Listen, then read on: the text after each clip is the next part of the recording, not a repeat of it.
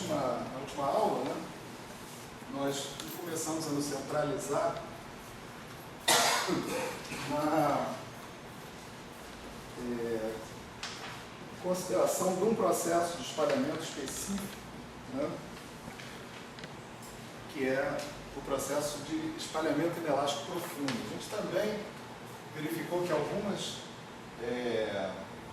variáveis, né, dinâmicas, alguns escalares, são caras especialmente bem-vindos, né, para você procurar descrever os processos, né, das interações fortes, etc. e tal. Um deles era o Q quadrado, que era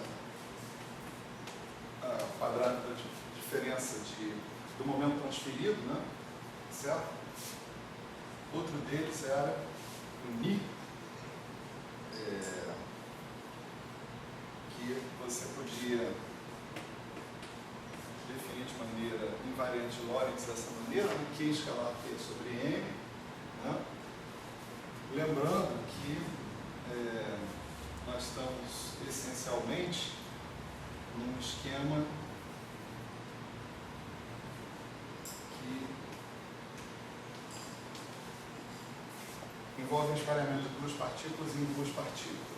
Depois, é claro que a gente não vai medir essa partícula que está aqui, né, mas as variáveis cinemáticas fundamentais vão permanecer sendo Q quadrado e μ, né, essencialmente. Então, na aula passada, a gente chegou a uma análise de um processo particular, né, que é o processo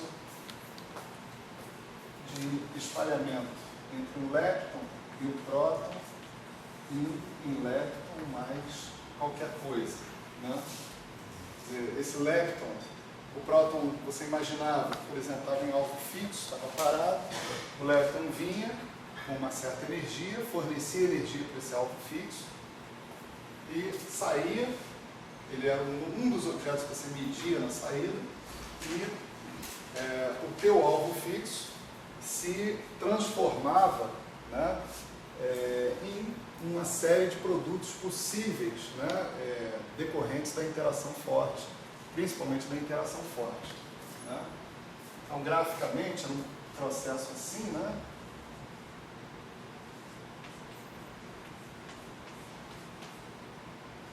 Que o nosso lepton a gente considerou como sendo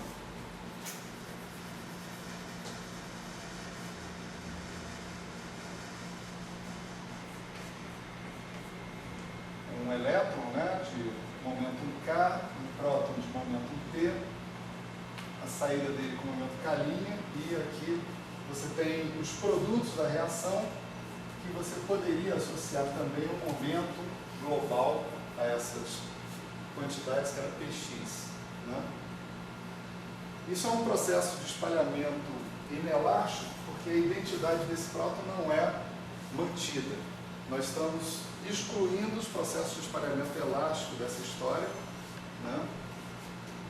De fato, esses processos de espalhamento elástico estão praticamente excluídos a partir do momento em que a energia começa a aumentar, porque você favorece cada vez mais que haja alterações na identidade da partícula de alvo, certo?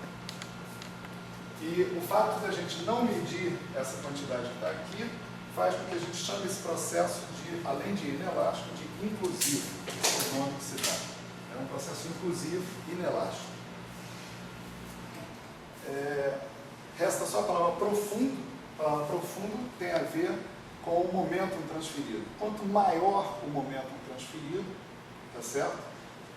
Mais profundo esse processo é. Então você está chamando de espalhamento, ok? É um processo de colisão, inelástico, porque você não tem a manutenção dos produtos de colisão na saída, profundo, porque isso está sendo feito num regime de Q quadrado tendendo a infinito, tá certo? A gente viu que isso aqui era menor que zero, né? Pelo menos para processos de altas energias, e, portanto, esse Q quadrado tende a menos infinito, né? em geral, costuma-se definir uma outra variável que tende a infinito, menos Q² maiúsculo, certo? Ok. E a gente argumentou que a estrutura, né, da seção de choque, a gente vai escrever essa seção de choque direitinho, etc. e tal, mas a seção de choque vai exigir uma amplitude de matriz S, né, para ser calculada. Esse é o elemento central da seção de choque. Né? Esse elemento de matriz S, ele vai envolver um pedaço que é completamente determinado pelo eletromagnetismo. Aqui você está supondo que você tem um fóton sendo trocado. A gente argumentou no sentido de por que é um fóton e não um W+, um W-, um Z0, e não um gluon, né, por exemplo. Né? Então, o processo dominante aqui é um processo realmente fotônico, e esse pedaço daqui, você poderia, se você estivesse calculando um gráfico de Feynman da interação de duas partículas carregadas, pura e simplesmente, você poderia calcular esse pedaço que está aqui sem problema nenhum. E, de fato, nós vamos calcular esse pedaço que está aí sem problema nenhum. Né? Esse outro pedaço que está aqui é que residia sobre ele uma interrogação. Né? Porque, para calcular esse pedaço que está aqui, eu precisaria saber precisamente de que maneira um próton é formado por 3/4. Não basta dizer 2/4 up e 1 down, né? E está tudo bem. Não, tá ok. Começou falando isso, não está errado, mas como é a interação entre esses 2/4 up e 1 down para formar um estado ligado estável, né? Tem muitos mistérios aí pelo mundo. Né? Um nêutron decai, né? Mas um próton, até hoje ninguém viu decair. Né? Estava escrito lá no quadro, ali, perto ali da minha sala. Alguém escreveu, provavelmente, me sacaneando. Né? Por que o próton não decai se o nêutron decai tão facilmente? Eu não sei. Por que eu sei? A pessoa escreveu lá, puxa, o negócio está escrito. Enfim. Então, são mistérios que estão aí nessa vida, que, em princípio, deveriam ser resolvidos pela teoria dinâmica de como é que você constrói um próton a partir de nêutrons. Então, essa amplitude de matriz S, né, que a gente tem aqui, a gente argumentou na aula passada. Né? Você tem aqui um elétron e todas as coisas que resultaram, né, da colisão no estado out, e você tem aqui o elétron inicial e o próton inicial no estado in.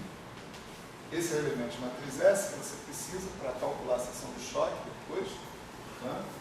E a argumentação é a seguinte: isso daqui podia ser visto como o bar sigma de Kalin é gama o sigma de K. Isso daqui é um termo típico que eu obteria se eu estivesse calculando um gráfico de Feynman associado com o espalhamento de um elétron por uma outra partícula carregada qualquer que fosse.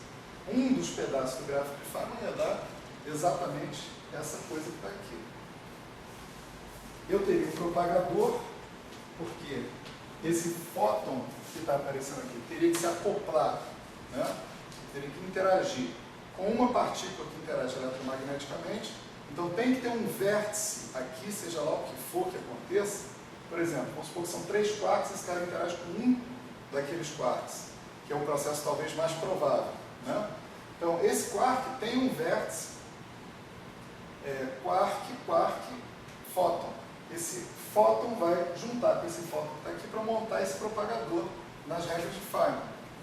Só que esse quark não está solto ali dentro do próton, ele está junto dos outros quarks, trocando gluons, trocando tudo. Então tem mais do que isso, não dá para escrever essa regra de Feynman tão simplesmente, como a gente está falando aqui.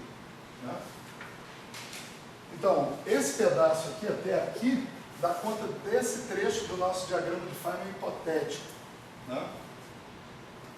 Mas resta esse pedaço que está aparecendo aqui. Esse pedaço que está aparecendo aí, ele pode ser bem simulado com um elemento de matriz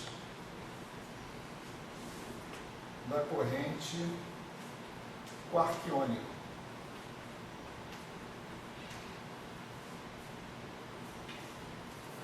Né? Esse cara que está aqui, né, é o cara que vai fazer a transição entre o estado de próton e o estado X genérico que está aparecendo aí. Né? O nosso quark vai ganhar energia dada por esse elétron e vai fazer essa transição. E vai fazer com que o estado ligado mude para uma outra coisa. Né? Que pode ser um próton mais um pio, mais alguma coisa assim. Né? Então essa daqui é uma estrutura que a gente espera que esse objeto possua em primeira ordem eletromagnética. Certo?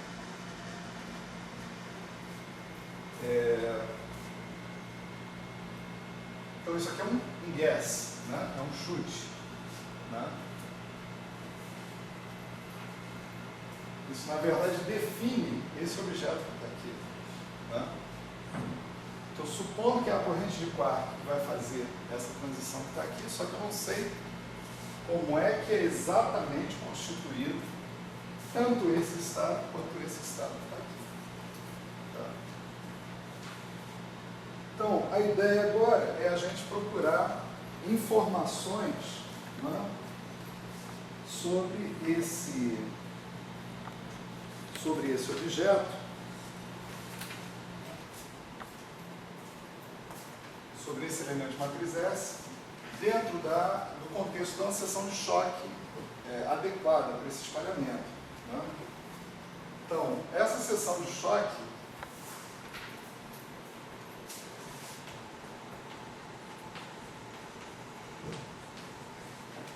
se vocês repararem na seção de choque que eu escrevi há 2 aulas atrás, vocês vão perceber algumas diferenças em relação a essa seção que eu vou escrever aqui. Mas eu não me preocupei em fazer a ponte entre a seção de choque que eu coloquei e essa. Por quê? Porque tem uma série de convenções, de normalizações de estados, essas coisas todas, que tornam essa tarefa complexa. Né? Então, eu prefiro que vocês, no dia em que esse curso ficar definitivamente bonitinho, certinho, etc., certamente vai haver notas de aula, certamente essa sessão de choque vai estar profundamente bem justificada. Né?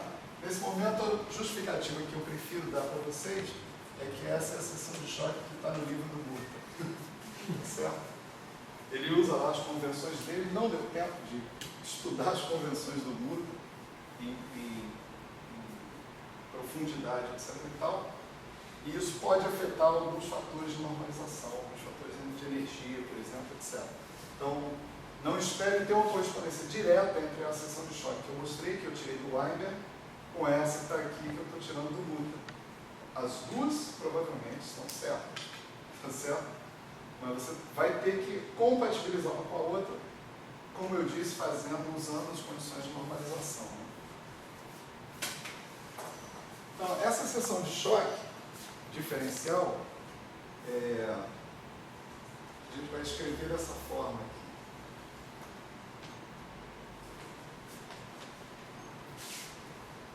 K', vamos lembrar, né, o momento do elétron espalhado, certo? K'0 é a energia do elétron espalhado.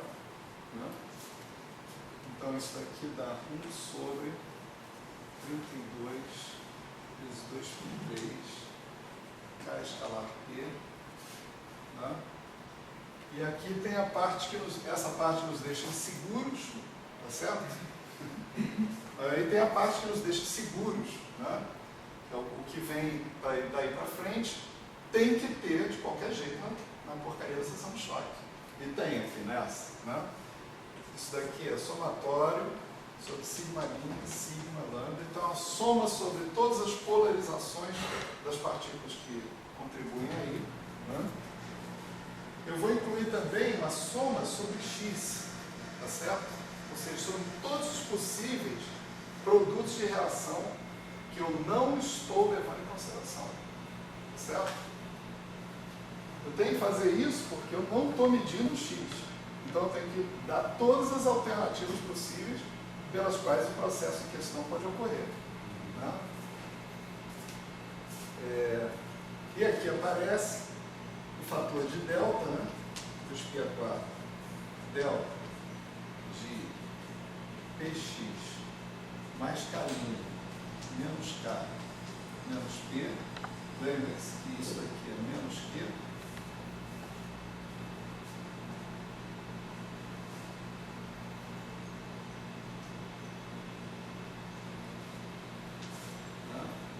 E aqui aparece o módulo ao quadrado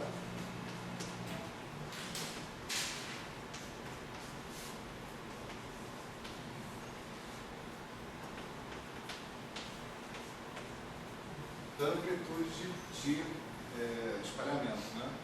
Amplitude matriz S, que a gente colocou aqui. Né?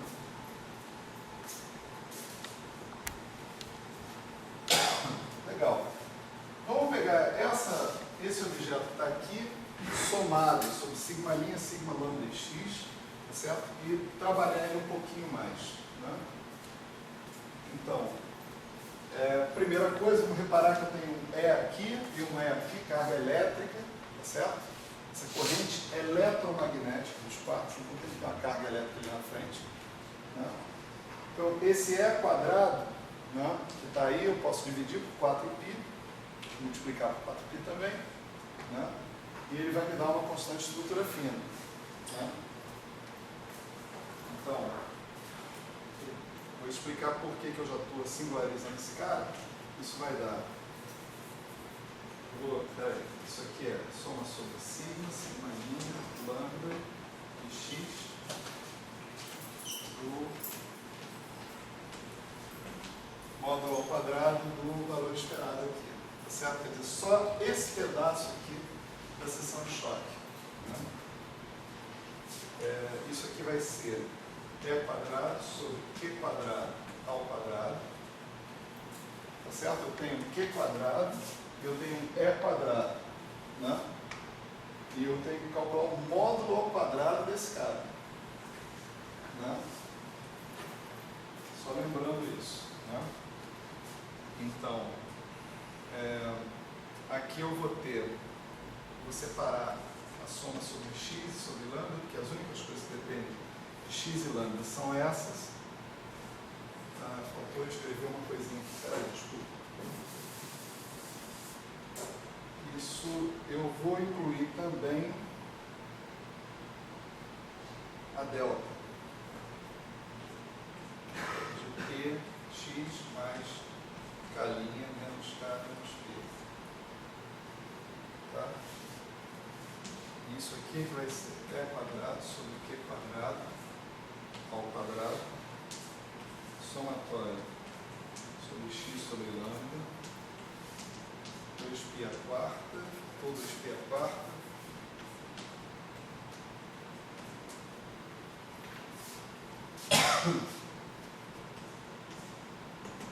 delta estarará, e aqui eu tenho P lambda, J de 0, x, J de 0, P lambda. Dá para entender por que Jmi e Jmi, né? Porque eu tenho uma contração aqui desse Jmi com esse gama mi. Quando eu fizer o quadrado desse cara, eu tenho que fazer não sei o que mi vezes não sei o que ni, para eu evitar ter só os termos diagonais, e também os termos cruzados. Né? Então eu tenho Jmi, né? E o que está sobrando aqui embaixo vai ser somatório em sigma, sigma', de U barra sigma' de K', gama', o sigma de K, e esse aqui estrela, U barra sigma' escalinha, gama I, um signo de K, certo? Multiplicado por ele. Então, o que a gente vai fazer agora, não? É basicamente trabalhar esse pedaço que está aqui. Esse pedaço aqui dá para calcular até o final, certo? E é legal.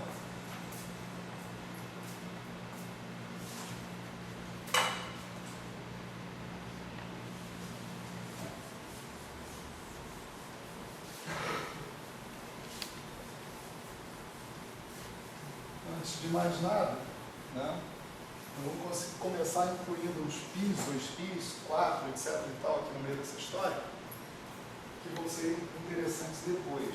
Né? Então, aqui nesse cara que está aqui, eu vou dividir esse cara por 4π. Né? Isso significa que eu tenho que multiplicar por 4π ao quadrado. Certo? Depois, eu vou dividir esse cara por 4. Não, esse cara aqui. Por 4. O que significa que eu tenho que multiplicar por 4. Essa divisão por 4 vai ficar clara ao longo da conta. Tá certo? Por que ela tem que ser dividida por 4. Depois, esse cara aqui, nós vamos dividir por 2π. E, portanto, precisamos multiplicar por 2π. Tá certo? E esse cara aqui nós vamos dividir por 2 e, portanto, precisamos multiplicar por 2 aqui também.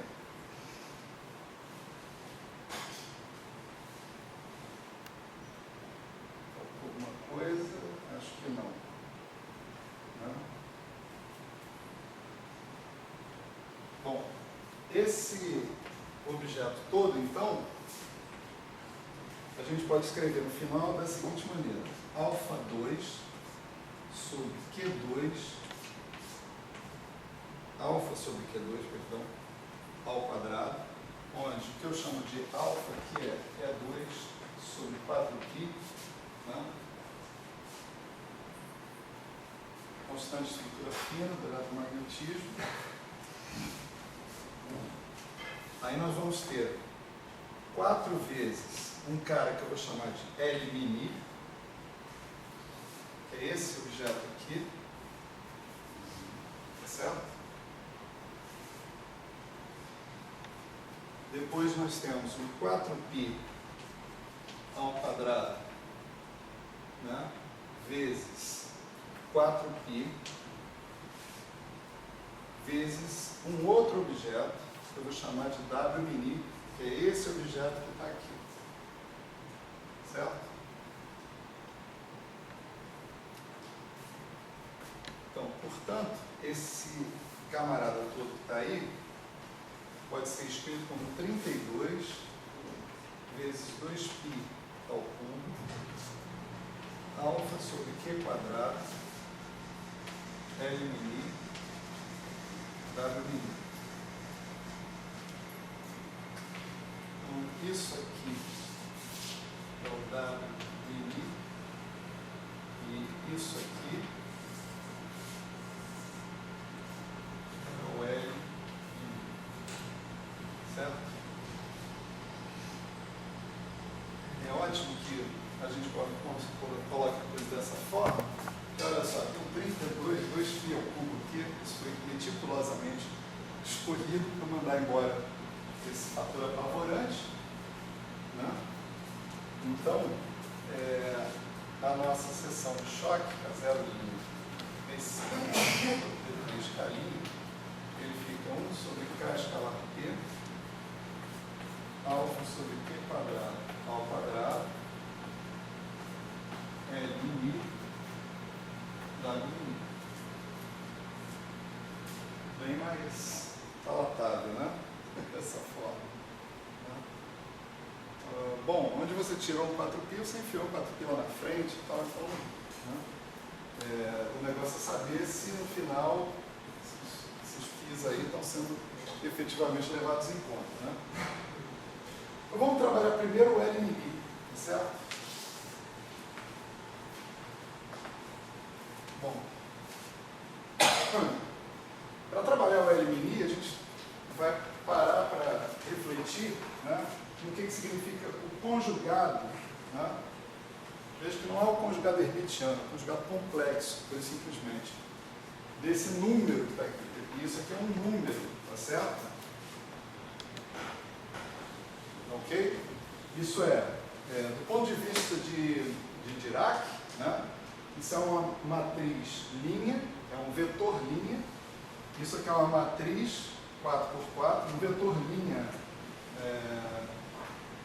1x4, uma matriz quadrada 4x4 e um vetor coluna 1x4.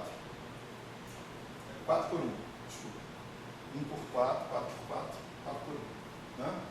Então, se você faz a conta, dá 1x1. Né? Isso é uma matriz 1x1, ou seja, um número. Você está falando do complexo conjugado desse número, mas esse número, para ser obtido, envolve matrizes. Então, a gente tem que trabalhar um pouquinho essas matrizes e verificar as propriedades delas, para poder calcular isso. Né? Então, se eu pegar o barra sigma linha, de K linha, veja que isso aqui é um vetor do ponto de vista de Dirac, só que eu não estou escrevendo o índice de Dirac dele. Né? Então, eu estou subentendendo. Então, é como se isso aqui fosse um vetor linha. Né? Esse U barra gama mi, o signo de K, se você calcular a estrela dele, isso vai dar o quê? Esse barra que está aqui significa conjugado hermitiano, ou seja, conjugado complexo e transposto, vezes a matriz gama zero de Dirac. Certo? Então, se eu estou dando estrela, o conjugado complexo, vai sobrar só a transposição desse cara. E a matriz gama de Dirac tem que ser substituída pela matriz conjugada complexa. Né? Então, isso vai me dar o U transposto, sigma linha, de K linha, gama zero, estrela. Certo? Aí aqui aparece o gama mi estrela, e aqui aparece o signo de K estrela. Né? E agora a gente tem que lembrar algumas propriedades das matrizes gama. Né? Tipicamente, uma propriedade que diz que o gama mi d'H é gama zero, gama mi, gama zero. Né? Onde é que a gente tira isso? Né? As matrizes de Dirac satisfazem equações de idempotência. Né? Então, gama zero ao quadrado é 1, é a matriz de identidade, e qualquer gama espacial, gama 1, gama 2, gama 3 ao quadrado, é menos a identidade. Certo? Isso vem da álgebra de Clifford, né? que elas satisfazem. Se você calcular os autovalores dessas matrizes sujeitos a essa condição de idempotência, né, você vai ver que os autovalores do gama zero são 1 e menos 1. E o gama zero tem determinante diferente de zero. Certo? Isso, ele tem que ter determinante diferente de zero por causa da álgebra de Clifford. Você toma o determinante dos dois lados daquele negócio, tem que dar um número diferente de zero. Se ele der um número, se ele tem que dar um número diferente de zero, o determinante de cada uma das matrizes gama não pode ser zero. Então, os autovalores do gama zero são mais ou menos 1. E os autovalores dos gama espaciais, gama i, são mais ou menos i. Tá certo? Daí você vê que os gama zero são hermitianos, porque no referencial, né? Quando eles são diagonais, os autovalores são reais. E que os gama i's são anti-hermitianos. Tá certo? Essa fórmula reflete tudo isso. Se você pegar mi igual a zero, você vai ver que gama zero d'H é gama zero, gama zero, gama zero. Gama zero ao quadrado é 1, então gama zero d'H é gama zero. Certo? Se você pegar mi igual a 1, por exemplo, Gama 1 d'água é gama 0, gama 1, gama 0. Gama 1 anticomuta com gama 0, você pode trocar. Vai ficar gama 0, gama 0, gama 1, com sinal de menos. Gama 0 ao quadrado é 1, então gama 1 d'água é menos gama 1. Certo? Então essa fórmula, ela, aplicada para μ igual a 0, 1, 2, 3, reflete exatamente as propriedades de hermeticidade das matrizes de Dirac. Né?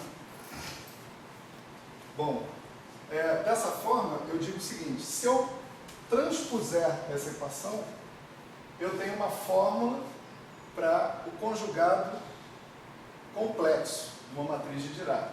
Né? Então aqui eu vou ter que gama μ estrela é a transposta desse cara todo aqui. Vai ser o gama 0 transposto, gama μ transposto, gama 0 transposto. Certo? Então essa é a fórmula do gama μ, né? E em particular, né, o gama 0 estrela vai ser pura e simplesmente o gama 0 transposto. Né? Você bota gama 0 transposto vezes gama 0 transposto, isso dá 1 também. Tá?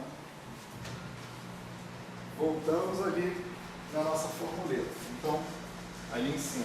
Então, isso que vai dar um sigma' transposto de K', gama 0 transposto, e aqui o gama μ estrela vai dar gama 0 transposto, gama μ transposto, gama 0 transposto, e aqui vou aparecer com o sigma estrela de K. Certo? Gama 0 transposto ao quadrado também dá 1, né, da identidade. Então eu termino com isso assim, ó. Eu fico com um sigma' transposto de K', gama μ transposto, e algo que eu vou escrever assim, como o sigma d'H de K, gama 0, tudo isso transposto. É o produto disso com isso. Se eu transpuser, né, esse cara que está aqui, eu caio exatamente nesse. Né? Esse objeto que está aqui, né, é o que a gente chama de U barra sigma de K transposto.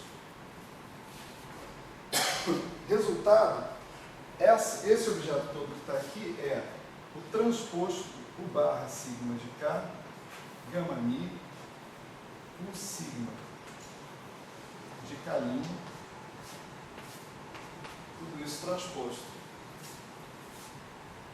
Só que esse objeto é um número. O transposto no número é ele mesmo. Né?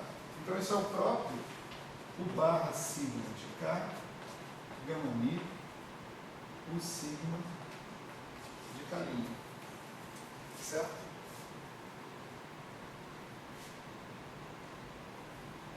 Então conseguimos uma fórmula para o conjugado complexo daquele objeto em termos, né, dos espinores originais que a gente tem, que não envolvem conjugação complexa.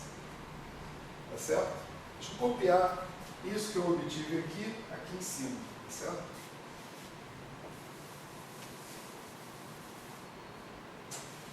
Então isso aqui vai ser U barra sigma de K, gama μ, faltou o sigma' aqui no meio da história, né? Está contando o carinho, né? Sigma' estava aqui vai ter sigma', exatamente. U barra sigma de K, gama μ, U sigma' de K'. Né? Vou apagar aqui para economizar espaço.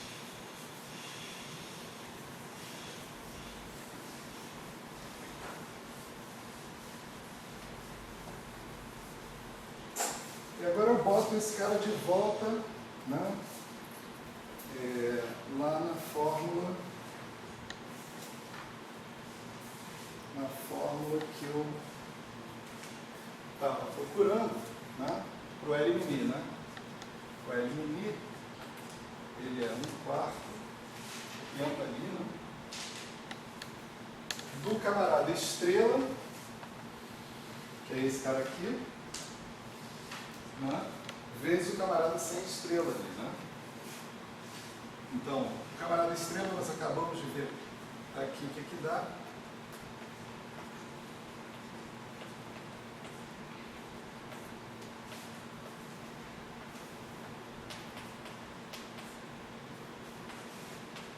E o outro está aparecendo aqui.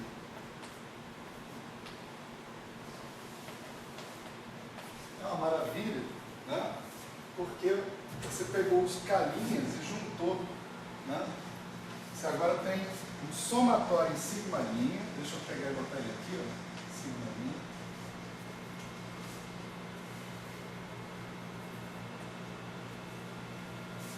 Daquele objeto que está ali. Aquele objeto que está ali é exatamente um projetor. Tá certo? Você vê, observa o seguinte, do ponto de vista de Dirac, dos índices de Dirac, se esse aqui for alfa, esse aqui vai ser alfa, alfa linha, e esse aqui vai ser alfa linha. De modo que esses três aqui formem um número. Se esse aqui for beta, esse aqui vai ser beta, beta linha, e esse aqui vai ser beta linha, como índice de Dirac. Então o resultado é que esse objeto que está aqui não tem índices de Dirac pareados. Ele é um cara assim, ó. Ele é uma matriz 4x4, tá certo? Ele é um cara desse tipo, ó, vezes um cara deitado. Tá certo? Então ele é um operador, né? Ele não é um vetor, ele é um operador. Ele é uma matriz, né? No espaço das matrizes 4x4 ele é uma matriz, né? Que matriz é essa? Você tem condições de normalização sobre esses caras são autovetores, né, da equação de Dirac no espaço de momento, sujeitos a condições de normalização específicas. E se você usar essas condições de normalização, mais o fato dele ser uma base completa, um conjunto completo, isso aqui é praticamente um projetor no espaço das funções de energia positiva. Se você tivesse os outros vetores associados com as partículas, V, V barra, você teria um projetor no espaço no outro espaço associado com energia negativa, né? Então, esse cara que está aqui, você pode escrever como sendo K/ mais M. M é a massa do elétron, tá certo?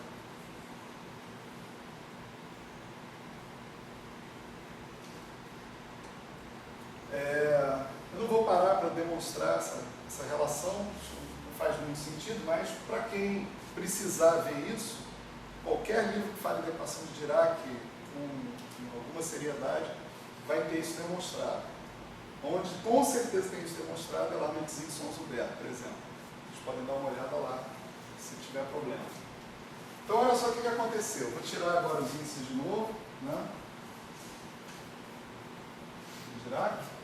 Você tem vetor linha, grande matriz, gama mi, não sei o que, gama mi, vetor coluna. Então, número, né? Isso aí é um número, tá certo? Então, esse cara aqui, por exemplo, ele tem índice alfa, essa matriz vai ter alfa, alfa linha, e essa aqui vai ter alfa linha, né? Então, isso aí é um número.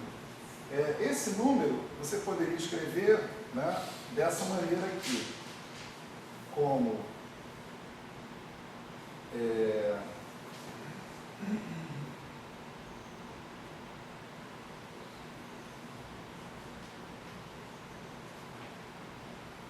por exemplo, você tem um negócio assim, o barra alfa. Eu estou esquecendo o índice sigma, tá certo? Estou botando só o índice de Dirac na discussão. A estrutura que eu tenho é essa, o barra alfa, uma certa matriz C alfa beta, o beta. Se eu estou explicitando os índices de Dirac, eu posso passar isso aqui por cima de tudo sem problema nenhum, né? Então isso daqui é a mesma coisa que o beta, o barra alfa, C alfa beta, né? Se eu chamar isso aqui de uma certa matriz M beta alfa, né? O que eu tenho aqui é M beta alfa C alfa beta. Mas isso é exatamente o traço de MC, se eu tirar os índices de consideração explícita. Tá? Eu posso fazer aparecer um traço aí. Tá?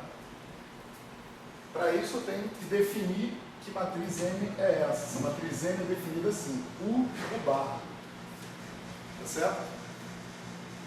Então, aqui o que vai me sobrar vai ser 1/4 do traço, né, de somatório em sigma de U sigma de K, U barra sigma de K, gama mi, K slash mi mais M, gama mi.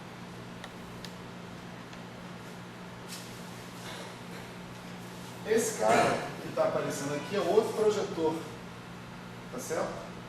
Que eu também posso substituir agora por K slash mais M. Aqui desculpa, que era K', né? Ali slash mais M, ali é K slash mais M. Né? De modo que esse negócio todo, o nosso L mini, né, se reduz a isso aqui, ó, 1/4 do traço de K slash mais M, gama mi, K slash linha mais M, gama mi. Agora é questão de calcular traços de matrizes de Dirac. Né? E temos algumas propriedades que ajudam. Né? Por exemplo, o traço número ímpar de matriz de Dirac é nulo. Né?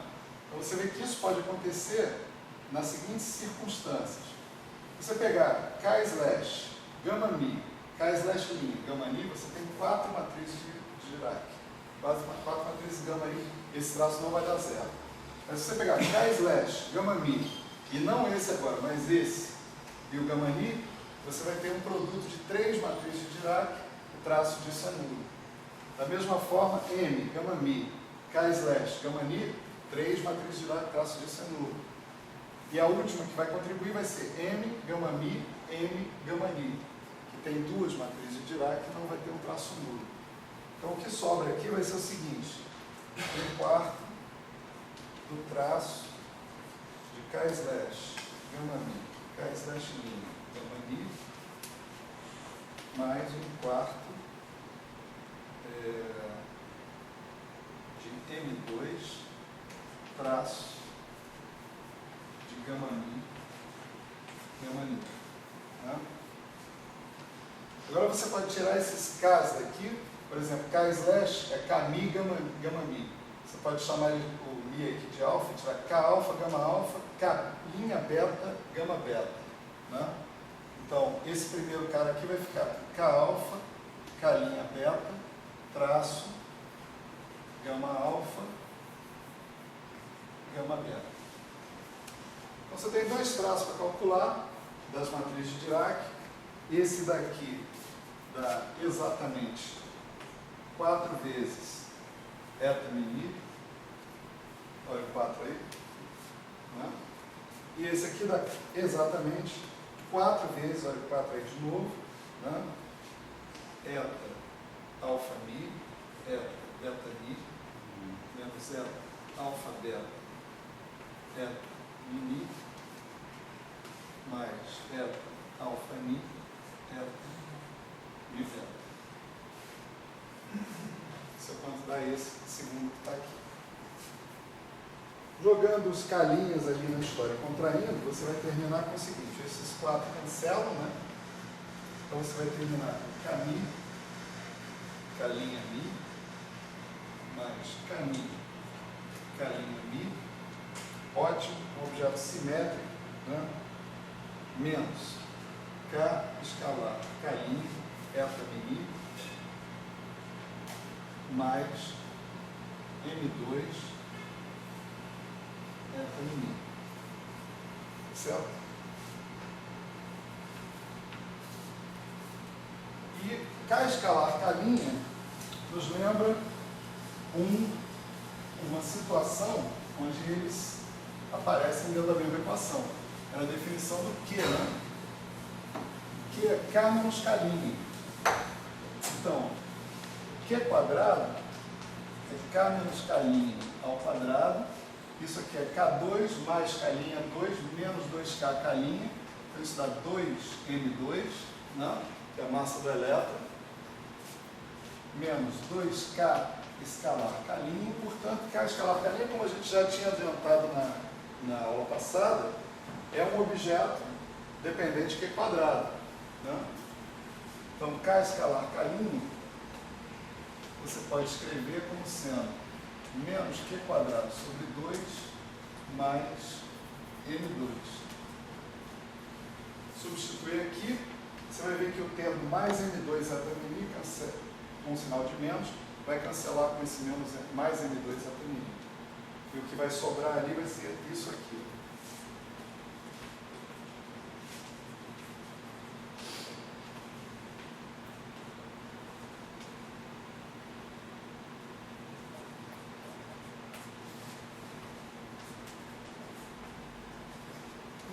Né? Então esse aí é tudo o que você pode saber sobre a parte leptônica, né? do espalhamento inelástico profundo, né?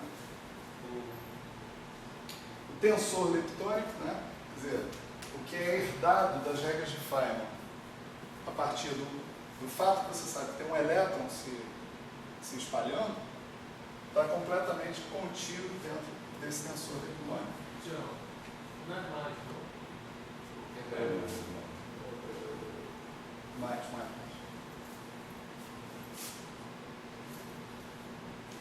Isso aí. Tem menos aqui, né? Tem menos aqui. Então, ninguém se preocupa mais com o tensor leptônico, ele está lá, né? Bem definido, etc. e tal. A conta foi feita talvez assim, um pouco mais de detalhe do que a média do curso vai requerer, né? Nem todas as contas do curso eu vou fazer dessa forma, mas eu acho que principalmente assim, numa plateia de muita gente teórica, é legal você ver a dificuldade que às vezes você pegar e fazer uma conta numa sessão de choque, né? Você tem que lidar com essa gamologia, como as pessoas falam, né? Então, é legal porque ilustra, né, ilustra minimamente, mas ilustra as dificuldades que a gente pode vir a ter se a gente for fazer efetivamente essas contas, né? Bom, o outro cara interessante é o W', né? Vamos acessar esse cara agora, né? É claro que nós não vamos poder, né, escrever o W' do mesmo jeito que escreveu o L', senão aí estava tudo maravilhoso, assim, né? Sensacional. Não tinha mais o que fazer, era só realmente comparar com os dados experimentais e jogar QCD no lixo, né? Mas o W' envolve coisas desconhecidas. O que a gente vai fazer é tentar usar propriedades bastante gerais, né, das partículas, dos campos quânticos relativísticos, para enxergar o máximo que a gente puder dessas coisas desconhecidas que estão aí, né? Então, o nosso W', agora, ele dado naquela definição que a gente tem ali, né? Deixa eu só recordar aqui.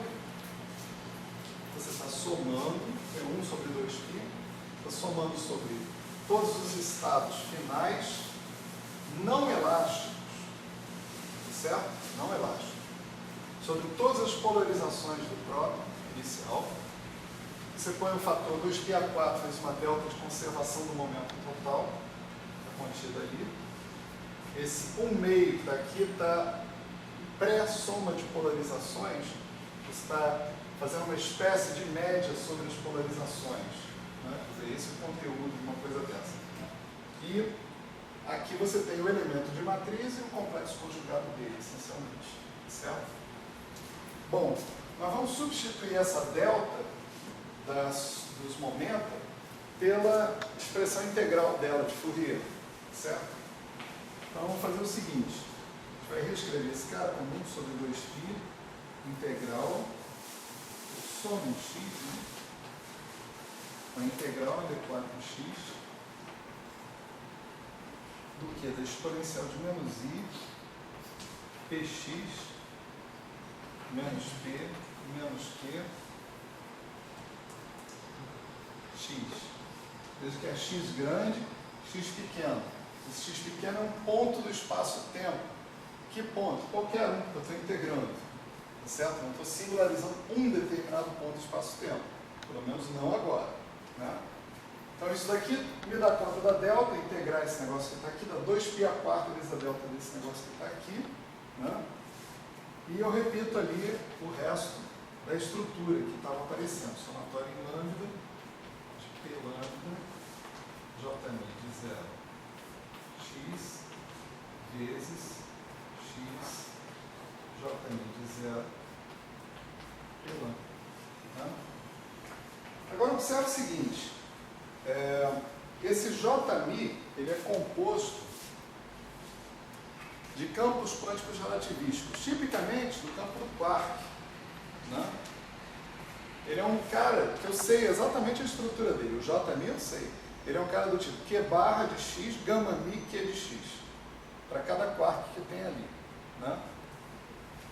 Portanto, se ele é composto por campos quânticos relativísticos, todos eles no mesmo ponto x, eu sei o comportamento desse objeto por translações espaço-temporais. O comportamento dele é ditado pelo grupo de Poincare. Tá certo? Quer dizer, existe um operador unitário exponencial de I, P grande, operador de momento no espaço de Hilbert, escalar x, que faz a translação em x. Tá certo? Quer dizer, eu posso escrever que o Jμ de x é exponencial de I, esse P grande que eu acabei de mencionar, escalar x, Jμ de 0, exponencial de menos I, P grande, escalar x. Certo? Bom, observa que se esse cara atuasse nesse estado, tá certo? Nesse estado x, o resultado seria exponencial de menos i px vezes x, onde px é o momento total do estado x. E se esse cara atuasse nesse estado, o resultado seria exponencial de mais i px, tá certo? Do outro lado. Então, tirando a exponencial de i qx, essa exponencial de menos i px menos p escalar x, eu posso substituir pela ação do operador de translação atuando desse lado e a ação do operador de translação atuando daquele lado. Quer dizer, eu posso escrever isso assim, 1 sobre 2π, somatório sobre x, integral em dx, está sobrando o quê? Exponencial de i qx, tá certo? E aqui fica 1/2 do somatório em lambda, P lambda, exponencial de I px, Jμ de 0, exponencial de menos I px vezes x vezes o resto do negócio aqui. Certo? Esse camarada que está aqui é o Jμ de x. Certo? Então posso fazer aparecer o Jμ de x nessa história. Eu estou querendo apagar aqui ou não, porque, bom, essa parte aqui dá a definição do meu tensor W', então por isso que eu não quero apagar. Vou apagar isso aqui de novo.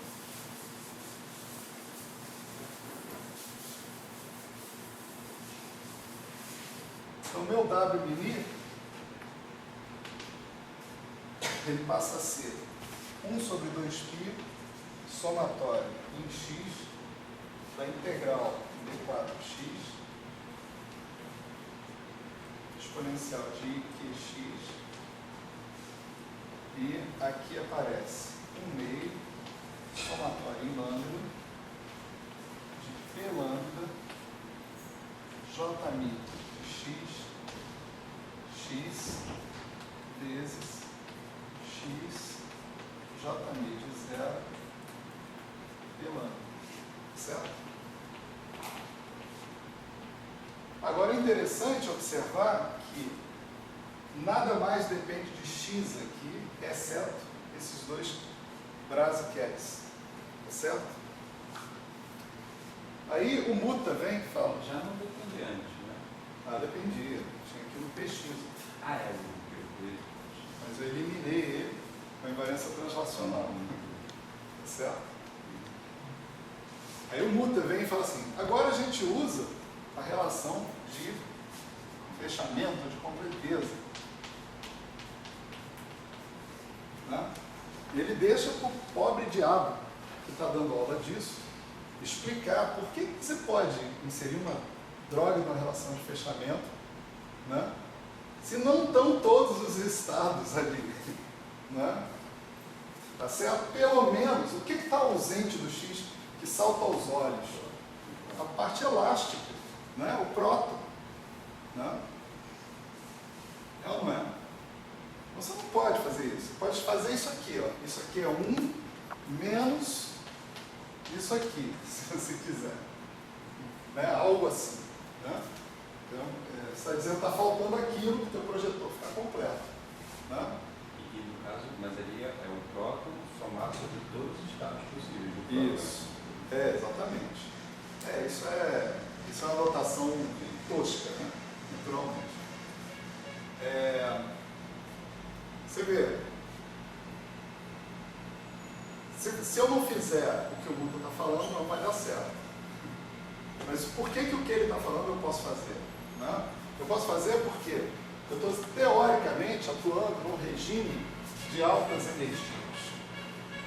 Né? Aí tem uma malandragem a mais que precisa ser levada em consideração. Estou trabalhando num regime de altas energias onde esse espalhamento elástico está ficando cada vez mais irrelevante. A seção de choque elástica está tendendo a zero desses processos. Com isso, eu posso desprezar esses processos aqui e imaginar que essa relação de fechamento, de completeza, se dá só com os estados provenientes da situação inelástica. Tá certo? Então, aí existe uma aproximação. Tá certo? Lembra do papo todo furado da aula passada?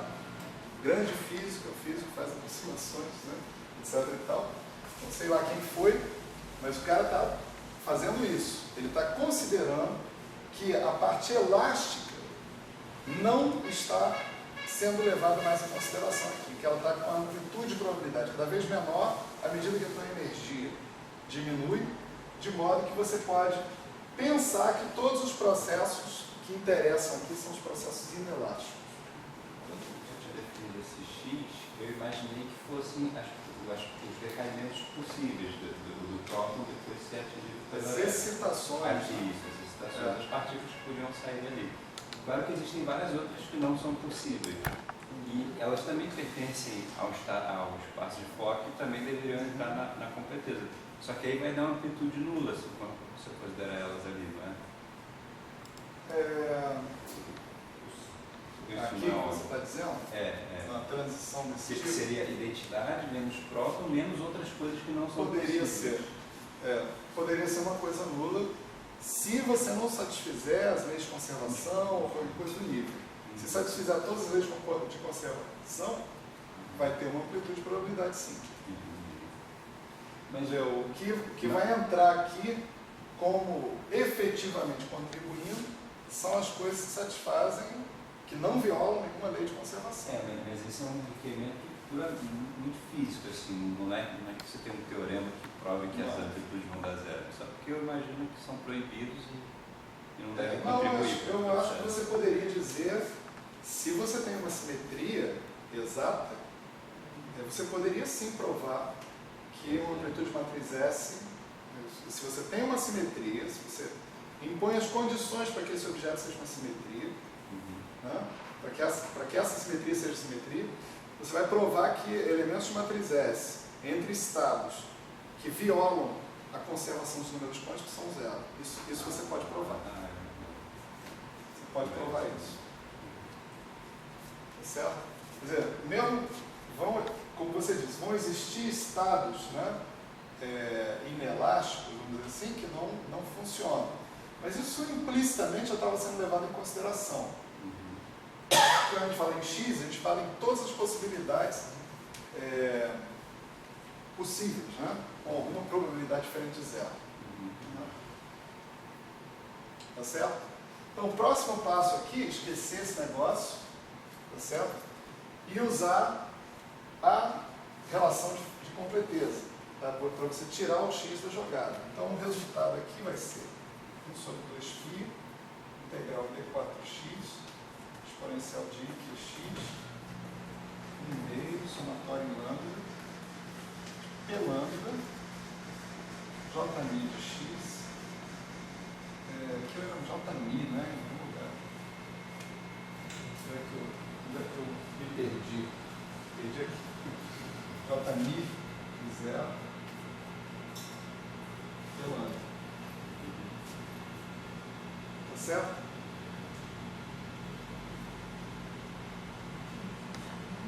Não tem tempo. Esse já está estourado. Então, uma coisa notável, né, dessa expressão que está aqui é observar que aparece aqui a corrente quarquiônica, produtos de correntes quarquiônicas em pontos diferentes, e não aparece mais o x, ou seja, os produtos de reação variados que eu posso ter que aparecer lá. Mas ainda continua aparecendo o estado do próton, ou seja, esse objeto continua sendo completamente indefinido, porque eu não sei como construir um estado de próton a partir de estados de quarks. Certo?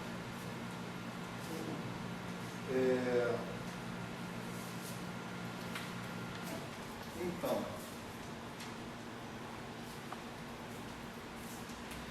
aqui o muta, né, ele impõe uma notação que é a seguinte: ele vai definir como P, operador P, uma coisa assim, 1/2 da soma sobre as polarizações do PI do P lambda O P lambda. Tá? Isso é uma definição. Isso vai simplificar a nossa vida aqui, que a gente não vai precisar ficar carregando esse negócio para cima e para baixo, que na maior parte do tempo não vai fazer diferença. Então, a gente chegou L mini e a gente chegou para uma expressão mais simples para o W mini. Uma expressão que, em particular, você vê que a gente pagou o preço da delta, mas a gente não tem mais dependência no estado x. Né? Isso aqui é integral 1 sobre 2π de 4x, exponencial de i, que é x, e jμi de x, jμi de 0, e. Para a gente evoluir nisso, vamos observar uma coisa interessante. Né? A primeira coisa interessante é que o Q0, em geral, a gente está querendo que seja positivo, maior que zero. Lembra que Q0, né, é igual a E menos E', é a energia inicial do elétron, E' energia final. Quando você diz que isso é maior que zero, você está simplesmente dizendo que o teu E é maior do que a E', que é muito razoável. Porque o que você está fazendo? Você está jogando o teu elétron contra o próton, ele está entregando energia para o próton para acontecer aquela coisa X lá. Tá certo? Acontecer aquele monte de processos. Então, a energia desse elétron que sai é natural que ela seja menor do que a energia do elétron que entra. Né? Caso contrário, você não imagina que você pudesse estar fazendo o próton sofrer transições, né, ou evoluir para outras coisas. Né? Então, se o Q0 é maior que zero, nós vamos mostrar agora, rapidamente, que isso aqui é verdade. Integrando de 4x exponencial de IQx P Jμ de zero, Jμ de x, P, isso aqui tem que ser zero. Tá certo? Vou chamar isso aqui de lembra. Isso aí é um abuso de linguagem, os matemáticos reservam esse nome para coisas realmente complicadas. Teorema, então, é para o esforço de uma vida, né? Mas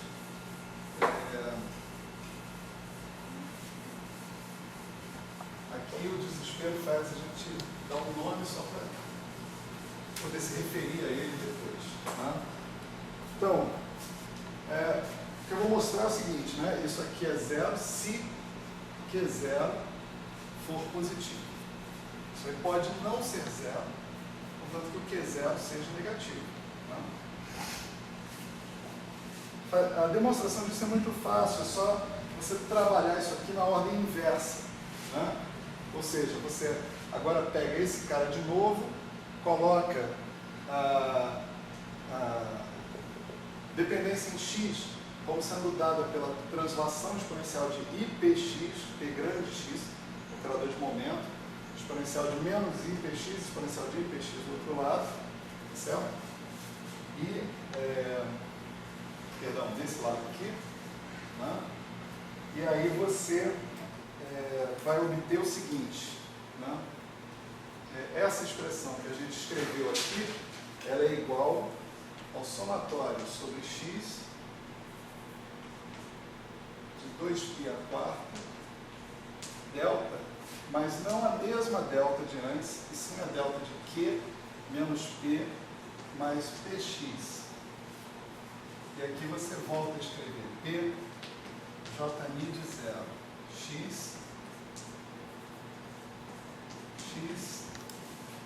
jμ de zero, p. Certo? Você está fazendo a conta ao contrário. Né? É como você vê que agora esse jμ de x está desse lado da história, você está inserindo o x aqui no meio, os sinais vão estar trocados desses caras. Né? Isso se reflete aqui na delta final que vai sair. Né? A delta que você tem é a seguinte, menos q menos p mais px igual a zero. Tá certo? Essa delta, né, lembrando que o Q é K menos K', isso está dizendo o seguinte, menos K mais K', menos P mais Px, né, igual a zero. Isso aqui é a conservação de momento. Né? Menos K menos P é o momento total no estado inicial. K' mais Px é o momento total no final, então a soma disso aqui tem que ser zero. Mas o que está aparecendo aqui é isso aqui, ó, Q menos P mais Px. Suponha que isso aqui também fosse zero, ou seja, para que isso aqui tivesse alguma chance de ser diferente de zero, era preciso que você estivesse saturando essa delta de alguma maneira. Né? Se isso aqui fosse zero também, você poderia pegar essa equação, somar com essa e chegar à conclusão que ou o Q, não se, né? Isso aqui acontece, ou Q tem que ser zero, né? Ou não, é ele, né? Q tem que ser zero e P menos Px tem que ser zero também, o que significa que o P é igual ao Px. Tá certo? Para ver isso é só subtrair, né? Subtrair isso daquilo, esse segundo termo cai, fica 2Q igual a zero, Q igual a zero. Né?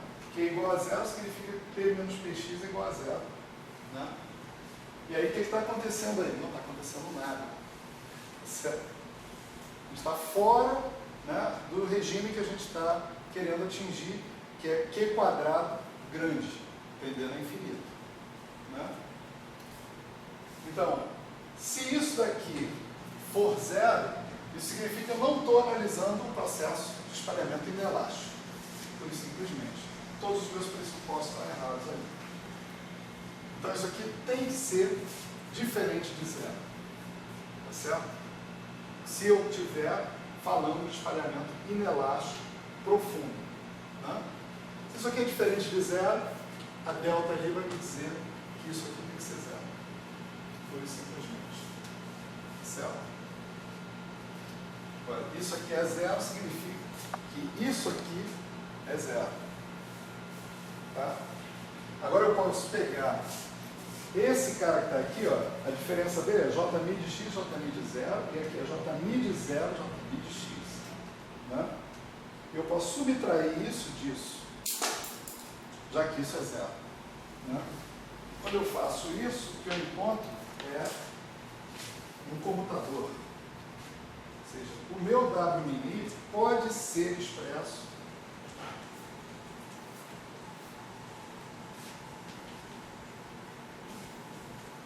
como o valor esperado do comutador de correntes.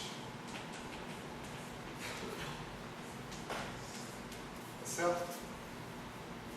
Eu não entendi onde é que a condição que é zero ou maior que zero foi relevante aqui.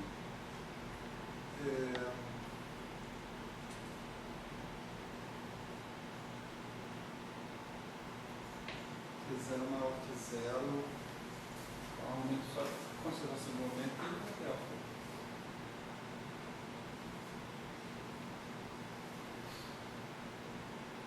Você me pegou.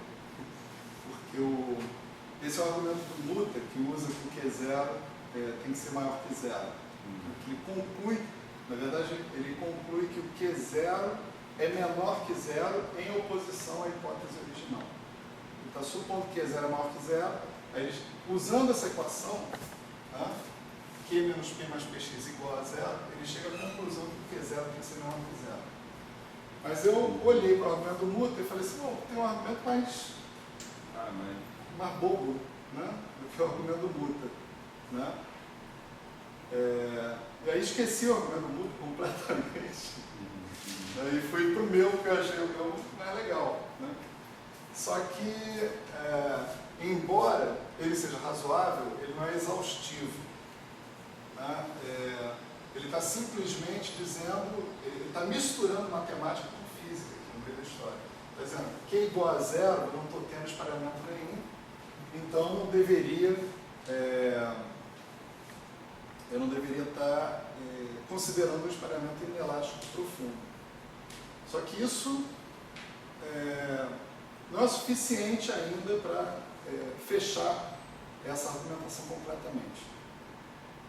Eu vou fazer o seguinte, vou congelar o argumento aqui e eu volto com o argumento do Luther na aula que vem, certo? Para dizer, que vai dizer que isso aí só funciona se o Q0 for positivo. Tá? É que eu esqueci o argumento do Luther. Tem outro argumento. Tem outro argumento. Com isso, não, ele tem a ver com isso até aqui. Daqui em diante, não. Daqui em diante eu olhei e falei assim, não, mas isso aqui. Aí agora que você falou, eu percebi que o meu argumento ele não é matemático, ele envolve um pedaço de física no meio que exclui a questão do Q0. Então ele não está provando o lema, ele está provando o lema dentro, ainda faltam coisas dentro do meu argumento físico, entende? Para colocar. Aí é melhor voltar para o argumento do Luther. Bom, olha só. O fato de eu conseguir escrever o W mini desse jeito, então eu conserto isso aqui na aula que vem, atenção, né, quem está assistindo pela internet, é aquela história, a aula seguinte é sempre o conserto da merda anterior. Né? Eu consegui expressar o W mini, o tensor hadrônico, em termos do valor esperado do comutador de correntes, né, quarquiônicas.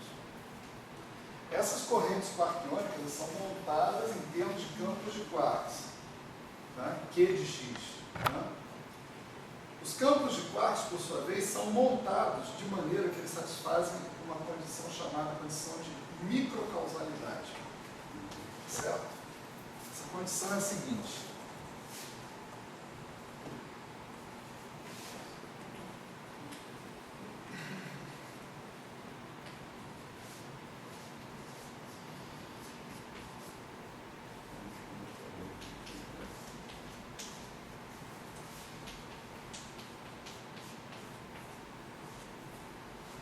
Se a separação entre dois pontos, x menos x', for tipo espaço, tá certo?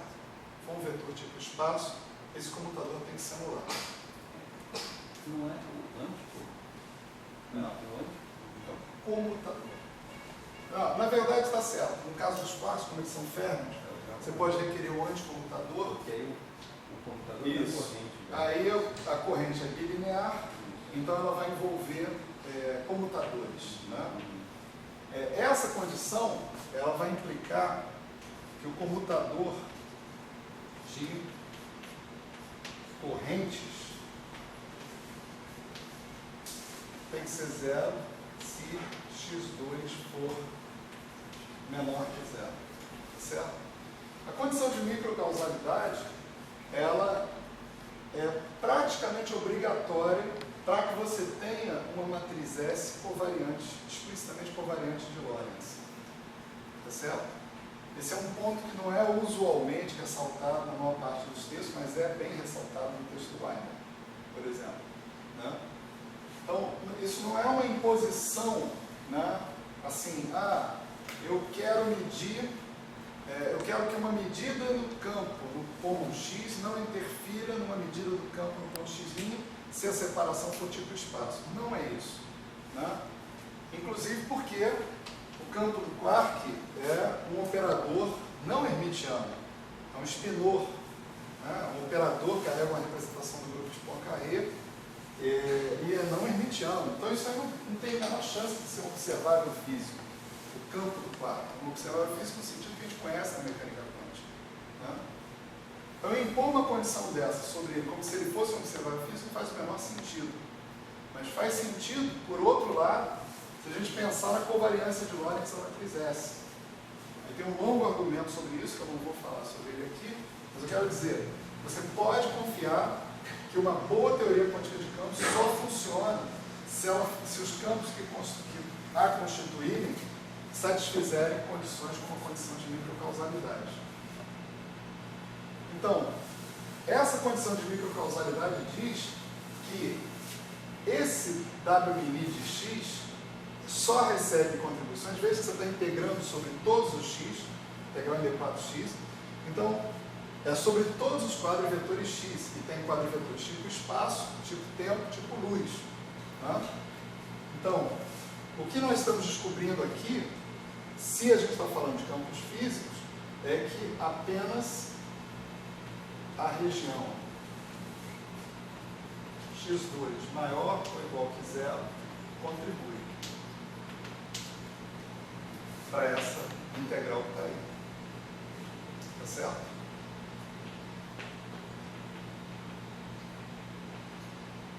Bom, cenas dos próximos capítulos, né? Na aula que vem, nós vamos considerar um teorema que diz o seguinte, né?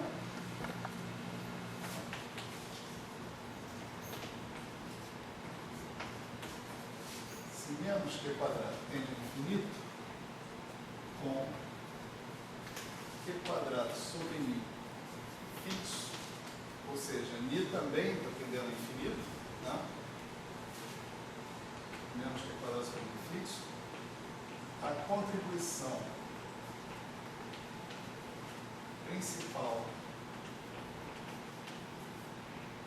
para WI vem da região, eu falo contribuição, estou falando da integração, né? A função de x, em que regiões de espaço x isso tem mais contribuição.